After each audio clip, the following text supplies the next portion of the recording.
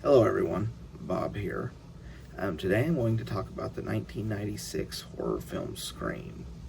It was directed by Wes Craven and it stars Neve Campbell, David Arquette, Courtney Cox, Skeet Ulrich, among many others.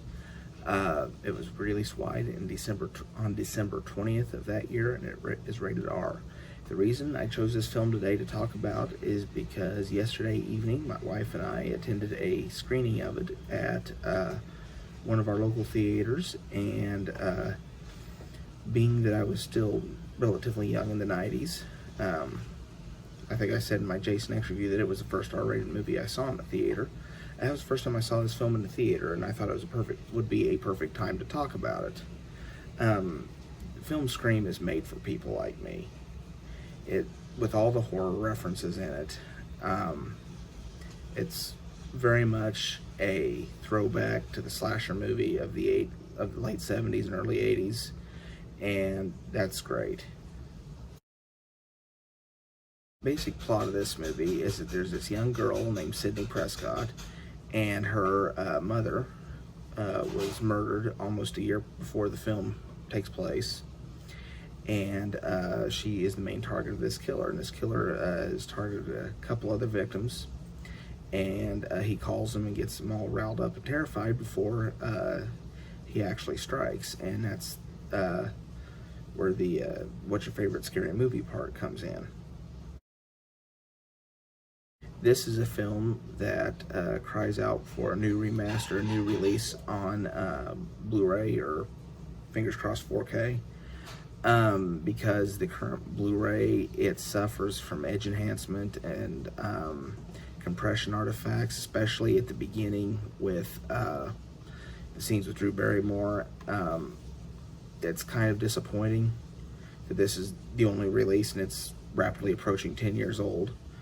But I would very much like to see this film re-released and get a remaster. Scream Factory or Arrow or somebody, if you could do it, that'd be great.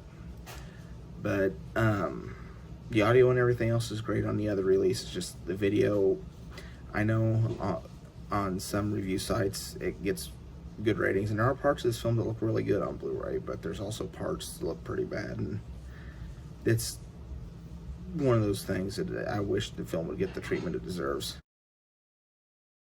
This film was originally titled Scary Movie before it was eventually renamed Scream. That was a good change in my opinion, as the Scary Movie franchise can go off and do its own thing. I do enjoy those movies from time to time, but the title Scream, I think, fits this series much better. Scream, for my money, this is the best horror film from the 90s. Yes, I realize my favorite horror franchise, Halloween, has a couple releases in that decade, but I would rather watch Scream than those two. Scream is a movie that brought back the slasher subgenre to the mainstream. My final rating for Scream, I'm going to give it a solid 9 out of 10. It is a very good horror slasher film, and I recommend anybody that likes the genre that has not seen it, go out and see it. You probably won't appreciate it as much as I do, or people like me that have seen countless horror films and get all the references, but I think you'll enjoy it. It is a very, very good horror film. Well, I'm going to pop up the spoiler warning, and then we're going to talk about this film in a little more detail.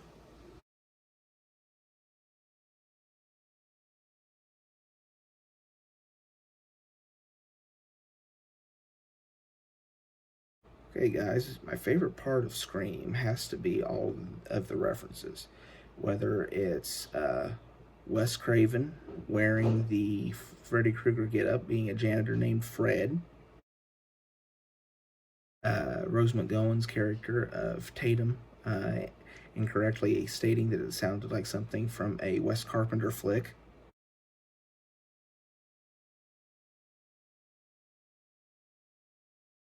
The trivia questions that the killer would ask his potential victims, Drew Barrymore in this instance, about Halloween or Friday the 13th.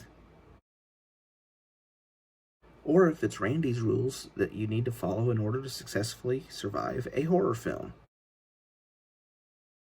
There were other references in this too, but all of those together, it enriches the experience so much for horror geeks like me, and you get all those callbacks to those classic movies. My least favorite part of the film, it's hard to pick a part that I didn't like about this movie. The whole thing's pretty good. If I were to get real nitpicky, I'd say maybe Tatum's death scene. I kind of have a hard time believing a garage door opener would have enough horsey to lift not only a very heavy wooden garage door it looked like, but her weight as well. I mean, unless it was a commercial one, which like somebody would have on their machinery shop or something, would be lifting a big overhead door, but it did not look like one of those to me. Film, again, that's nitpicky, I know, but it is. If I were to pick one spot that I didn't like in the movie, that might be it, but that's stretching it, because it's hard for me to pick a part of this movie I did not like. Okay, there were 8 deaths in this movie, 7 of which were on screen.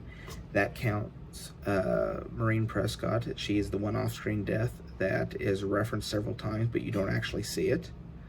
Ghostface.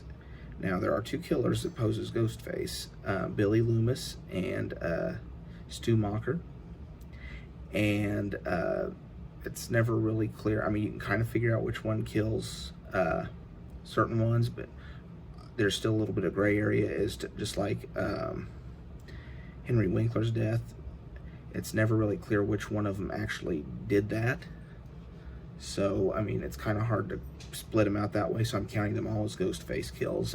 He had 6, counting Maureen Prescott, and the other 2 belong to Sidney Prescott, as she killed both Stu Macher and Billy Loomis. My favorite score moment in this film, it's Marco Beltrami.